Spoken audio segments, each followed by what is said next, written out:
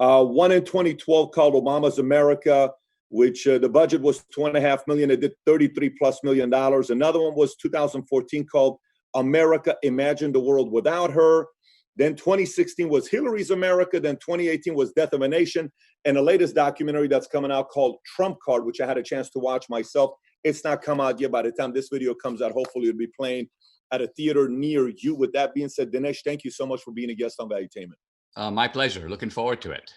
So Dinesh, how did we get here? You know, you're an immigrant. I'm an immigrant. You came from Bombay. I came from Iran. It was a dream for us to come to America. I came here with this idea that my life's going to change the day I come here. I remember the day I landed in America was November 28, 1990. But it seems like a lot of people who are from here see a different America that you and I see. How did America get here? I'd begin by saying that the immigrant has a different perspective by virtue of being an immigrant. So we've grown up in other cultures. And what that means is that when we come to America, we use a kind of comparative standard. We compare America to the country we came from. And we realize that America is very different, in some ways quite unique. It offers possibilities to the ordinary guy that other countries, even countries of Europe, simply don't offer, and not to the same degree. And so we are excited by this. It makes our journey and the hardships that are involved in making that journey worthwhile, even though we have to sort of start from scratch. But what we don't realize is that we have come into an America that is divided, and that native-born Americans have big arguments about America itself. Now, their arguments are more insular because most of these Americans have never lived elsewhere.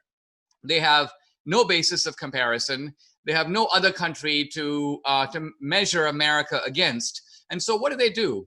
They come up with what I call the utopian standard. So the utopian standard is a world, for example, in which no one has any prejudice. No one judges anybody for any reason. Everybody has not only equal rights under the law, but the same opportunities to succeed in life.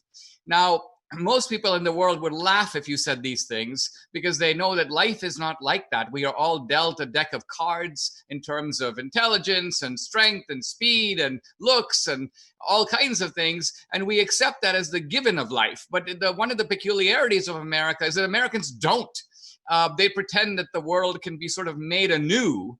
And the argument inside of America is something that immigrants are a little startled by because we find Americans arguing about questions that aren't even questions in our mind, at least not initially. And my own work has been caught up in all this. I think that my political views and my perspective very much shaped by the fact that I am an immigrant. I started out as an outsider. I've now, of course, lived most of my life in America, but I've viewed with great interest and excitement this internal debate in America about America.